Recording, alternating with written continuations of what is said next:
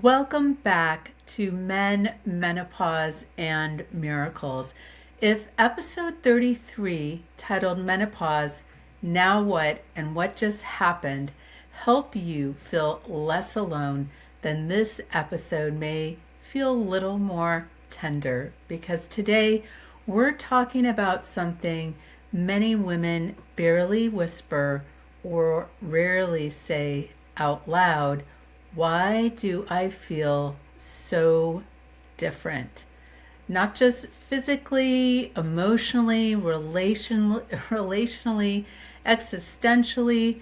Maybe your patience feels thinner. Your tolerance for nonsense has completely evaporated.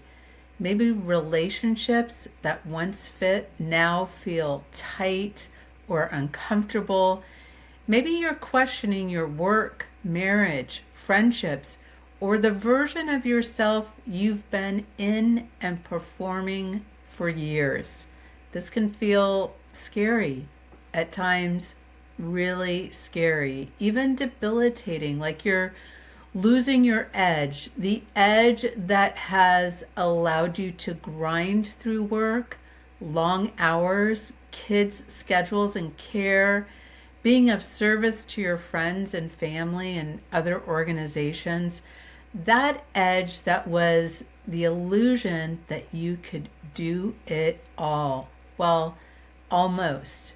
But we know there was definitely some sacrifice in there, some maybe price to pay, whether it was time, money, peace of mind, your health, and even enjoyment of things you may have wanted to do.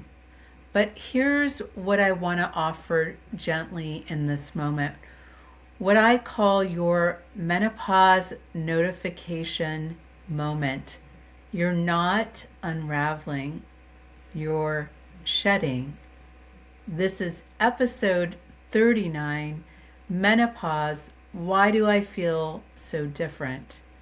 Menopause doesn't just change hormones, it changes honesty, right? How you express it and want to live it. It lowers the volume on people pleasing and turns on the volume of truth.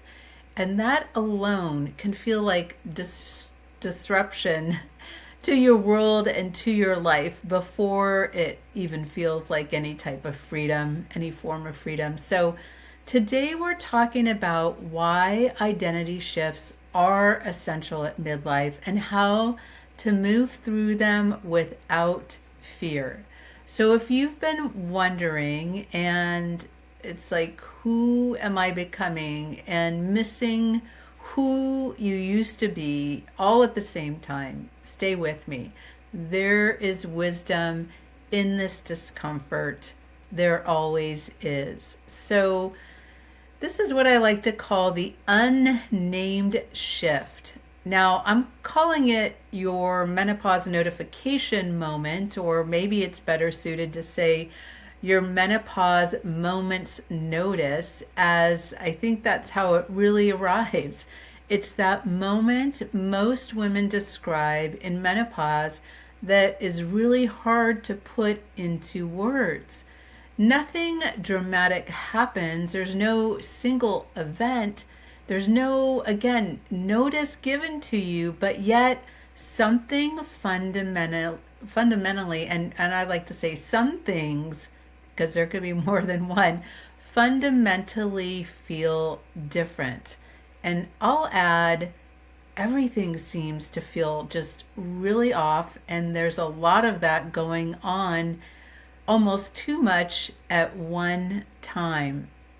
So let's talk about the part of menopause that's hardest to explain and easiest to sometimes internalize as personal failure. At least I know I started out that way, blaming myself with self-talk of, what is wrong with me? Like, why don't I have the energy to do normal things anymore? And how am I going to do my day like I used to? The emotional shift when your fatigue, your dissatisfaction, and your unmet needs all surface at once, This is where women start saying things like, I don't recognize myself anymore. I don't feel like myself. I'm irritable and then ashamed of being irritable. And I'm not fine, and I can no longer pretend that I'm fine. So, what's happening here isn't just moodiness, it's truth rising without those old filters. The override button is gone, and it's liking to, the rationalizing filter is also gone too. And the it's okay or it doesn't matter when someone or something in life didn't sit well or rubs you the wrong way, that changes. The hormonal changes affect how we regulate emotion and that emotional shift that just took place. And they also lower the tolerance of what no longer fits or feels good.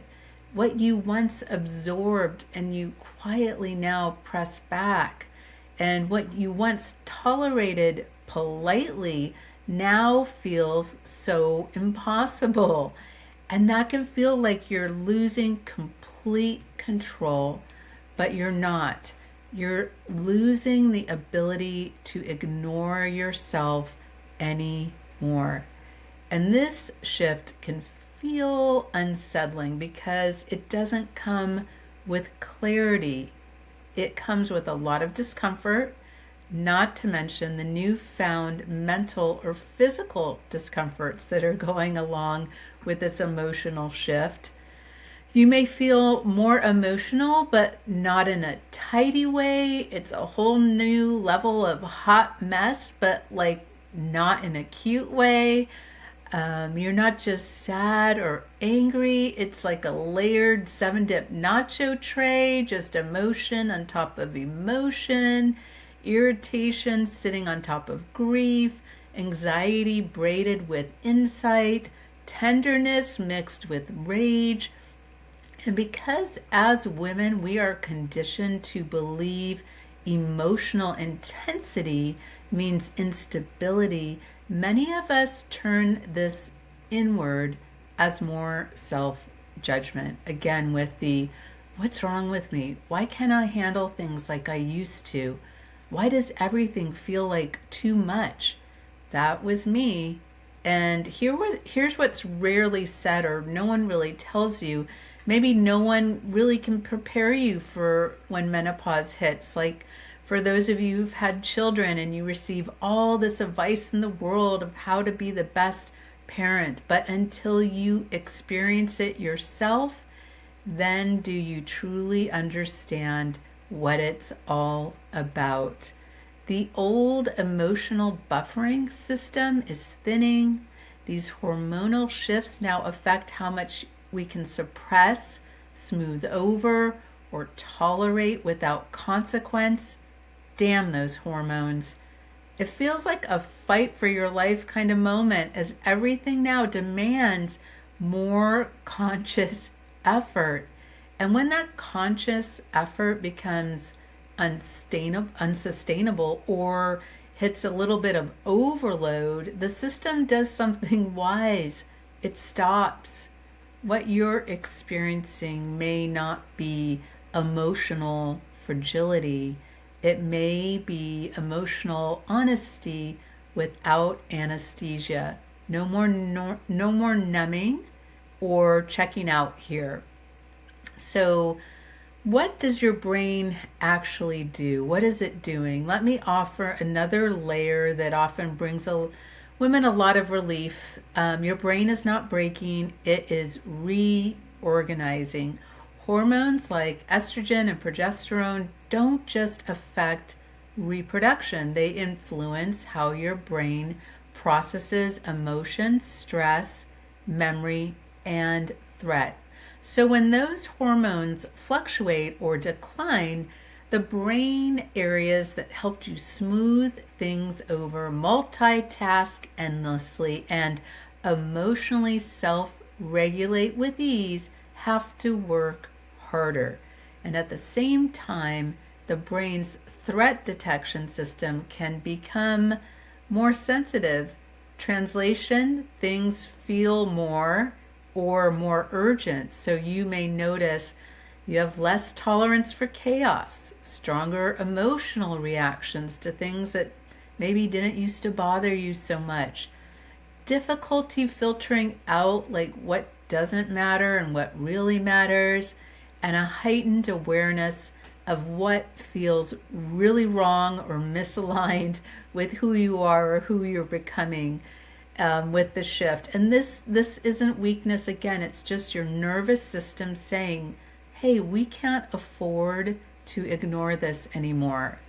And seeking solutions or help here can look like giving yourself an out when environments are too much. Heck, that can even be a crowded Costco run, or if large family gathering where it's just being around a lot of people no longer feels good for long periods of time. If your emotions rise faster and tolerance lessens, I know one thing I've said to friends when feeling overwhelmed and stressed, I may be going on a walk with a friend and I'll just say, look, I can listen to you, but I don't really have the capacity to take much in right now. I've even said, when subjects, there's a lot going on in the world right now, in people's lives, and all of those things compounded. I sometimes say, I need to change the subject to something lighter, something simple, because a topic just seems to be more triggering at this time when I have a lot of emotional changes and shifts, and my capacity for all of it is changing. This usually occurs when my energy levels are at an all-time low.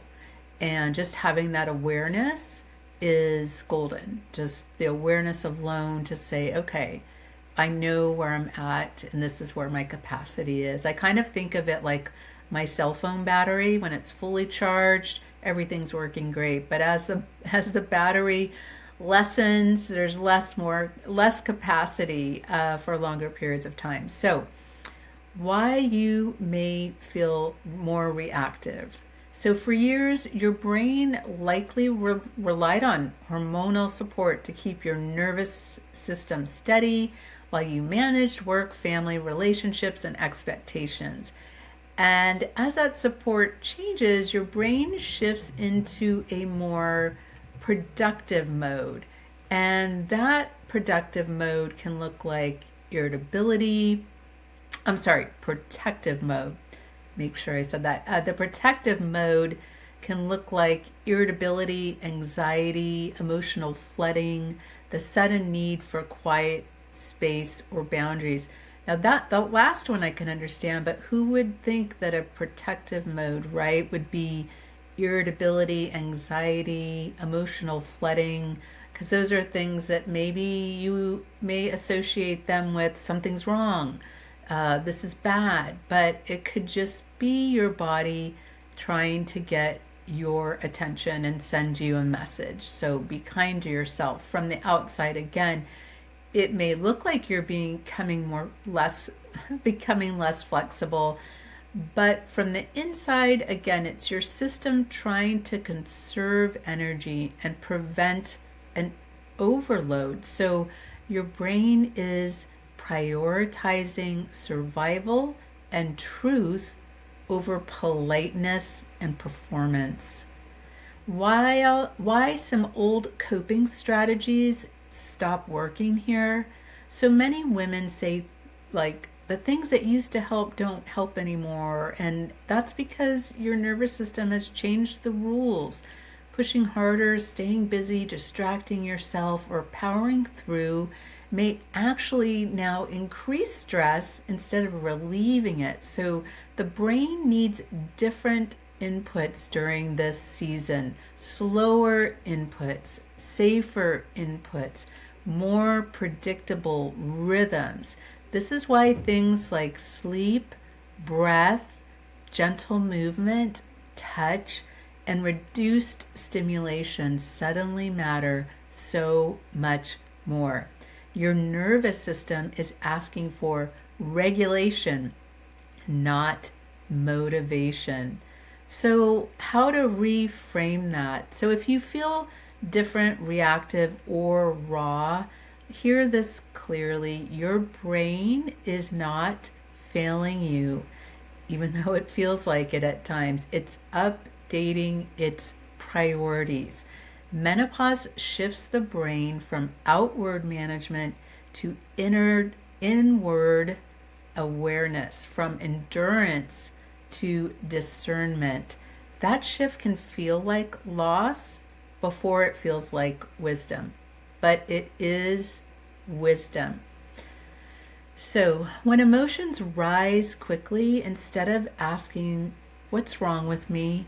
as your go to, try asking, "What is my nervous system? What is my body responding to right now?"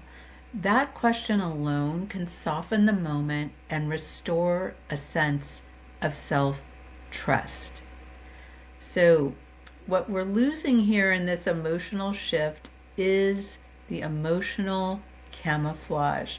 For decades, as women, we learn to manage ourselves for the comfort of others, to soften our reactions, to swallow some feelings, to stay agreeable, productive, pleasant. But menopause often removes the internal scaffolding that made this all possible. And when that scaffolding falls, women can feel exposed, raw, less filtered, barely like themselves. And I'll say, quote, themselves, because you are being yourself. This is just the self that's happening right now. So, my truth is, and I bet many of you can relate, is what falls is all that I have been holding up in a support capacity, typically for my external world. And once it falls down or away in this new milestone of womanhood, well, I've learned to love myself for just being, as a human being, not a human doing, and where I, me, learn to ask for some help. I've been running on some form of survival mode for so long up into this point, and it's time to end that cycle. Everything has a beginning and an end, and so I can maybe wrap myself around that a new foundation is being formed or renovated. And then this is where fear creeps in, because things like this go around in my head. If I don't manage myself, who will I be? If I say what I'm thinking, will I lose the relationships I have? If I stop accommodating, will I be alone? These are not trivial questions. These are pragmatic ones, because this unnamed shift isn't just emotional, it's identity level. And why this feels like losing control, one of the hardest parts of this shift is the sense that your internal compass has been altered.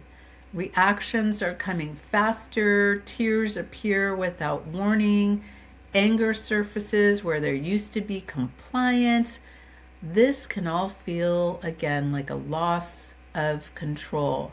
But what if it's actually a loss of over control? What if your system is no longer willing to spend energy on suppression and is redirecting the energy towards your truth? That doesn't make you unpredictable. It makes you honest in real time.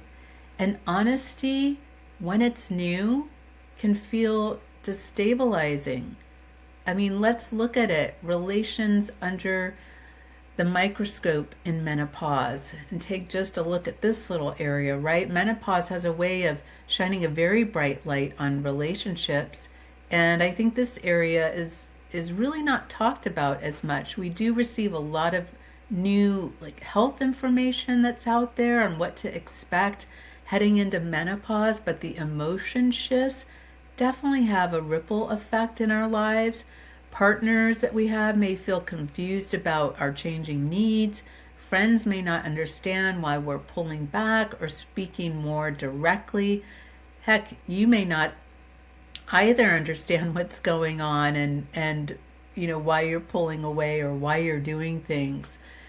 Family dynamics that you managed for years suddenly feel exhausting. And some of those things that you relied on, they relied on as your strengths may be saying that ship is sailing away. And this is often, again, when women may ask things like, why can't I just be easier? Why can't I let things go like I used to? Because the cost of letting things go has gone up. I like to say I no longer have the luxury to afford that. With such a conscious effort around the energy that I have and what goes out and what's coming in, that's just something that I say often.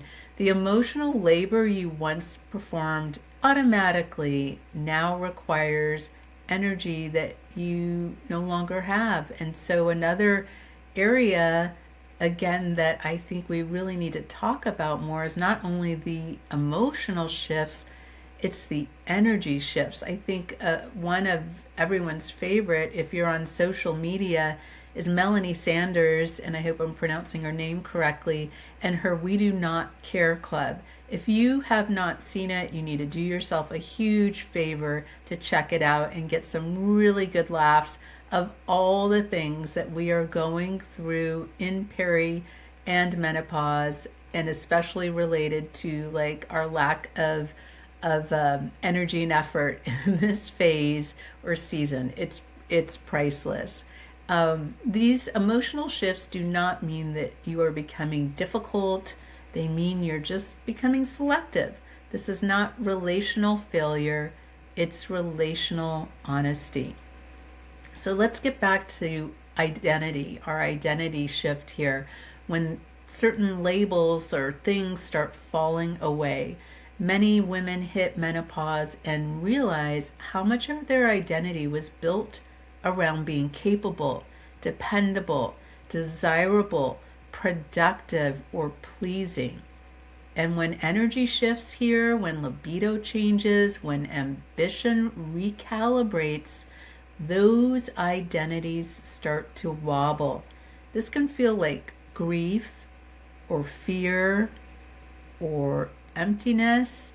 But here's the quiet truth. When identity loosens, your authenticity has room to enter. You're not disappearing, or your identity is not disappearing. You are basically unlayering things, and this process can be uncomfortable at first because it starts to happen before clarity arrives. It kind of reminds me of putting together, let's say, a piece of IKEA furniture. You lose the instructions and you have to put it together, and that I could just imagine be frustrating. And then when you're all done, you start to find you found the instructions, and then you're, oh, did I do this right? You have the clarity after the fact. I don't know if that was a good analogy, but it's what comes to mind. So these emotional swings you have are not random. Let's name something important. This emotional volatility during menopause often gets framed maybe as instability, but many of the emotions coming up have been waiting a long time. Maybe some old resentments, some unexpressed sadness, anger that had nowhere to go. I can relate to that. Dreams deferred without consent. Menopause doesn't create these, it's removing the numbing that you may have been doing when we were in more of a survival mode, right? A survival and thrive. So if you feel like old things are resurfacing, it's not regression, it's integration. Your system is finally saying, we're ready to deal with this now. Maybe not all at once, maybe in pieces, but I like to say what I feel in my body is I'm ready to heal this now. And I think it's because my body is driving and telling me that I have to slow down. So it gives me the space that I need to start to do that. And what helps in this middle space, this is the part where women ask, okay, but what do I do with all of this? So start here. Just one, always take a breath. Name what you're feeling without judging. Reduce exposure to people and situations that drain you, especially on overload moments or weeks. Increase contact with things, with people that soothe or ground you, whether it's nature, you have a really good friend that you'd like to take a walk with, maybe it's sitting still, saying some prayers, doing a meditation, maybe it's a little binge watching, and definitely aim to stop explaining yourself excessively here.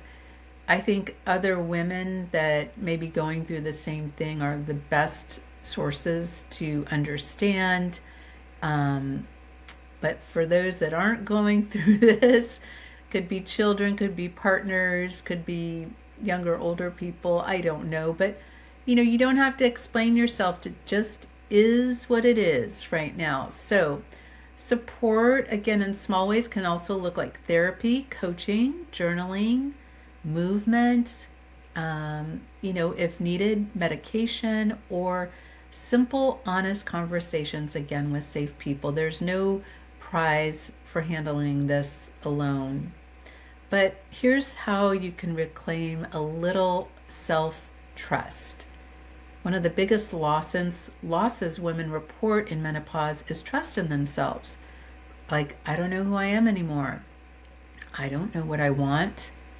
I don't trust my reactions. But here's a reframe. You're not losing self-trust. You're relearning it under new conditions. The voice you're hearing may sound unfamiliar, but it's often more accurate, more aligned, less filtered. This is the voice worth listening to. So let's normalize a little bit of the fear, a little bit of the scaries. If you're listening and you feel out of sorts by how different you feel, I want you to know you're not alone. You have space here to acknowledge what you're experiencing. It is normal to grieve the version of yourself who could handle more, absorb more, and push through more. It's normal to fear that this new emotional landscape means you're becoming too much or not enough. It's normal to fear that, but this shift is not asking you to fall apart. It's just asking you to stop disappearing behind work, relationships, families, and friends, and the list goes on and on. It's no longer a season of shrinking, making yourself small or manageable. In this new season, you don't need to act on every feeling that comes up. You don't need to make big decisions in the middle of emotional flurry, but you do need to listen. This unnamed or unannounced shift is information for you, not instruction. And if you can name this shift, I say get creative and give it one. Heck, if you give it a t-shirt, I'm always thinking in t-shirt logos and book titles. This is your inner system saying something needs attention now. And that something or someone is you. And we'll talk about how to respond to that without burning bridges or blowing up your life. So we've talked about orientation in the episode Now What and What Just Happened, and emotional truth today in Why Do I Feel So Different. Our next menopause episode is about agency, because once you understand what's changing and why you feel different, a new question emerges. Like, what do I want now? And that question isn't selfish, it's necessary. If you're feeling different right now, let this be reassuring. Nothing has gone wrong. Your system is responding to change, not failure. The emotions, the sensitivity, the lowered tolerance, these aren't signs that you're unraveling. They're signals that something important is asking to be heard. You don't need to fix it all today. You don't need to make big decisions from the middle of a feeling. Just listen gently. And in our next episode, we'll talk about what comes next, about choice, agency, and how to move forward in a way that honors who you are now. And until then, be kind to yourself. I'm Suzanne, your midlife wing woman, and you're not alone in this. Be sure to like and subscribe or follow so you're notified when episodes drop every Monday. You can also find Men, Menopause, and Miracles on YouTube now. And if this episode stirred something you'd rather not sit alone with, I offer one-on-one coaching and currently have a seasonal package called 6 Sessions to Spring. It's designed to support you through this in-between space, a little advanced maybe spring clearing, and help you prepare gently and intentionally for what you want to grow next. If you're curious about that, you can email me at yourmidlifewingwoman@gmail.com and I'll share more details. The package includes 6 one-hour sessions and is $699 or $699. This is Men, Menopause, and Miracles. Take good care of yourself, and I'll see you next week. Bye for now.